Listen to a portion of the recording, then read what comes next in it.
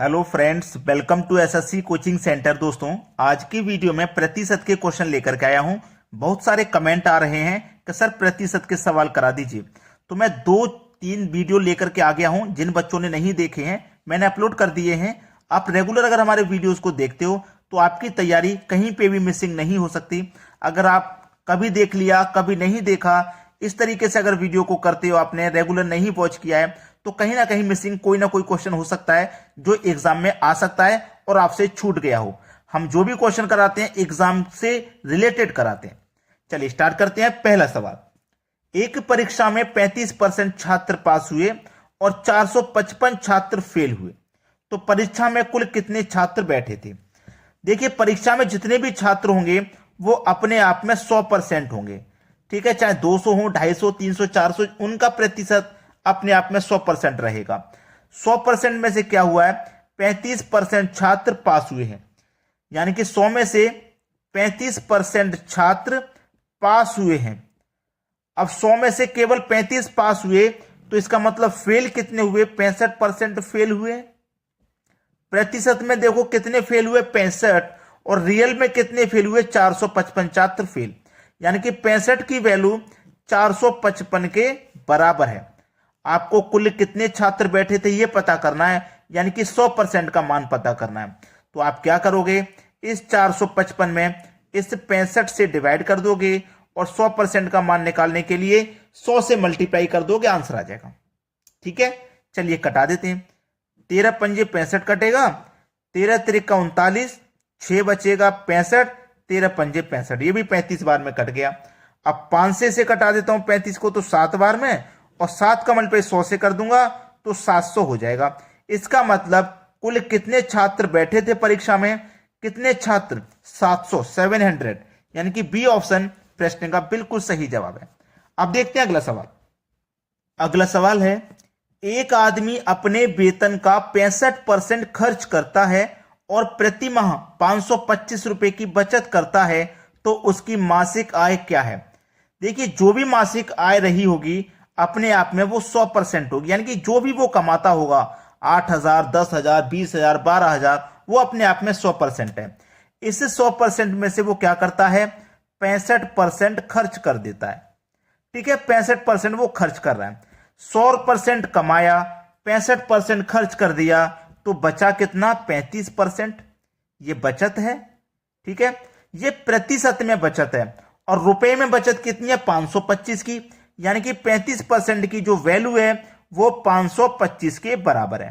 ठीक है, रुपए में 525, प्रतिशत में 35, तो 35% की वैल्यू 525 के बराबर है। हमको क्या करना? उसकी मासिक आय पूछ रहा है, यानी कि 100% का मान। तो क्या करेंगे? 525 में 35 से आप डिवाइड कर दोगे, 100% का मान निकालने के लिए 100 से मल्टीप्लाई कर दोगे, आंसर आ जाएगा। ठीक है, चलो 7 से कटा दूं, 7 पंजे 35, 7 से इसको भी कटा दूं, 7 सत्ते 49, 3 बचेगा, 3 में 5 लगा दोगे 35, 7 पंजे 35। ठीक है, कोई बात नहीं। 5 से कटा देंगे 75 को, तो 15 बार में कटेगा, और 15 का मल्टीप्लाई 100 से कर देंगे तो ये हो जाएगा 1500। सवाल खत्म। उसकी मासिक आय क्या है, यानी कि एक महीने में वो कितना कमा रहा है? 100% की वैल्यू कितनी है? 1500 रुपए। बी ऑप्शन बिल्कुल सही है। अगर वो ये कह दे क्वेश्चन में कि वो खर्च कितना कर रहा है, तो कमाया उसने कितना? 1500, बचाया कितना? 525। 1500 में से 525 जो बचाया उसे माइनस कर दो, जो अलग आएगा वो आपका खर्च हुआ है। 1500 उसने कमाया, बचत कितनी कर ली उसने? 525 की, हटा दो। 10 में से 5 जाएगा 5, 9 में से 2 जाएगा 7, 14 में से 5 जाएगा 9, यानी कि 975 रुपया उसने खर्च कर दिए। अगर खर्च पूछा जाए उसने कितना रुपया खर्च किया है, तो आसानी से आप निकाल सकते हो। ठीक है, चलो अब देखते हैं अगला सवाल। अगला सवाल है, मनोज को परीक्षा में उत्तीर्ण होने के लिए 36% अंक प्राप्त करने थे। उसने 24% अंक प्राप्त किए और वह 9 अंक से फेल हुआ। पेपर का पूर्णांक था, यानी कि पेपर का पूर्णांक का मतलब है पेपर कितने नंबर का था वो पूछा है। ऐसा क्वेश्चन कभी भी रहे तो आपको क्या करना है? दोनों तरफ पास बना लेना है। दोनों तरफ क्या करेंगे? पास बनाएंगे। ठीक है, क्यों बनाएंगे अभी समझ में आ जाएगा। उत्तीर्ण होने के लिए यानी कि पास होने के लिए 36% अंक चाहिए थे। कितने अंक चाहिए थे? 36% चाहिए थे पास होने के लिए, लेकिन उसने प्राप्त कितने किए? 24%। चाहिए थे 36% लेकिन प्राप्त किए उसने 24%, और 9 अंक से वो फेल हो गया। ये जो 9 अंक हैं, ये अंक इसको और मिल जाते, यानी कि 9 अंक इसमें अगर हम जोड़ देते हैं तो ये पास हो जाएगा। उसने 24% प्राप्त कर लिए, 9 अंक से फेल हुआ है ना, अगर हम इसको ये 9 अंक और दे देंगे, 9 अंक इसमें और जोड़ देंगे तो ये फेल नहीं होगा, पास हो जाएगा। तो हमें ये दोनों तरफ पास बना लेना है। ठीक है, दोनों तरफ हमें पास बना लेना है। सवाल हो गया खत्म, कुछ नहीं है सवाल में। ये 24% है ना, इसको इधर लेके आओ, तो 36% में से ये 24% जब बराबर के इधर आएगा ना तो माइनस हो जाएगा, क्योंकि प्लस का इधर आके माइनस, तो 36 में से 24 माइनस हो जाएगा, 12% बचेगा। कितना बचेगा? 12%। इधर कितना बचा? 9 ही तो बचा। हमसे पूछ रहा है पूर्णांक क्या था, यानी कि पूर्णांक 100% की वैल्यू पूछ रहा है। तो क्या करेंगे?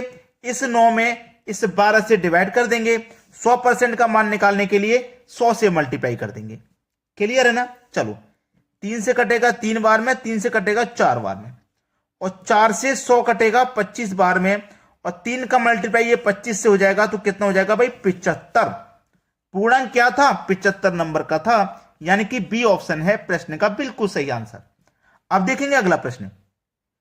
अगला प्रश्न है, एक टोकरी में 400 अंडे हैं, इसमें 8 दर्जन सड़ गए, टोकरी में सही अंडों का प्रतिशत बताइए क्या है। देखिए, कुल अंडे कितने हैं टोकरी में? कुल का मतलब होता है टोटल। 400 अंडे हैं कुल टोटल, उसमें से सड़े अंडे कितने हैं? सड़े अंडे हैं 8 दर्जन।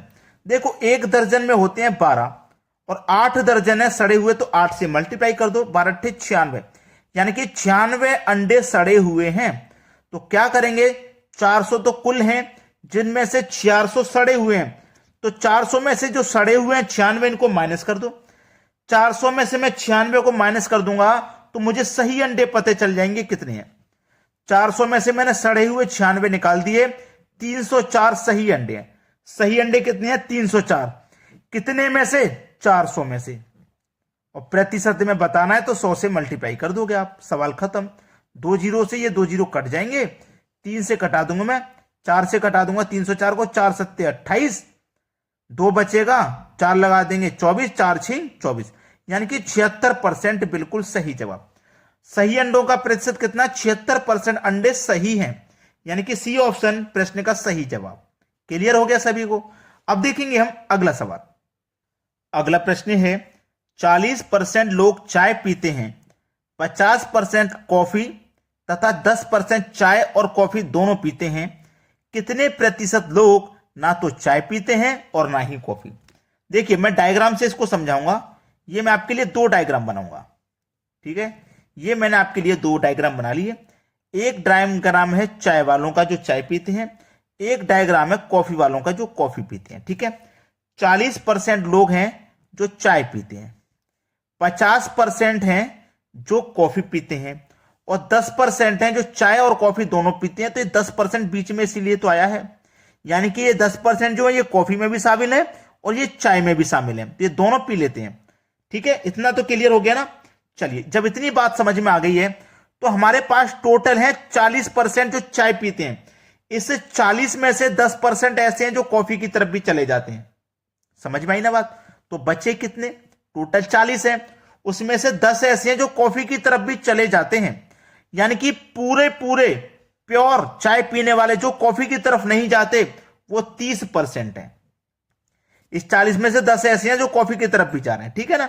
तो मैं पूरे चाय पीने वाले 30% बचेंगे, प्लस कॉफी पीने वाले देखो कितने हैं? 50, लेकिन इसमें से 10% ऐसे हैं जो चाय की तरफ भी जा रहे हैं, चाय की तरफ भी शामिल है ना, तो केवल कॉफी पीने वाले आपके पास 40% होंगे, और जो दोनों पी ले रहे हैं, चाय और कॉफी दोनों पीते हैं, वो 10% है। इनको अलग जोड़िए आप, तो 30 और 40, 70 में 10 जोड़ दो 80, यानी कि 80% ऐसे हैं जो चाय भी पीते हैं, कॉफी भी पीते हैं, और चाय और कॉफी दोनों पीते हैं।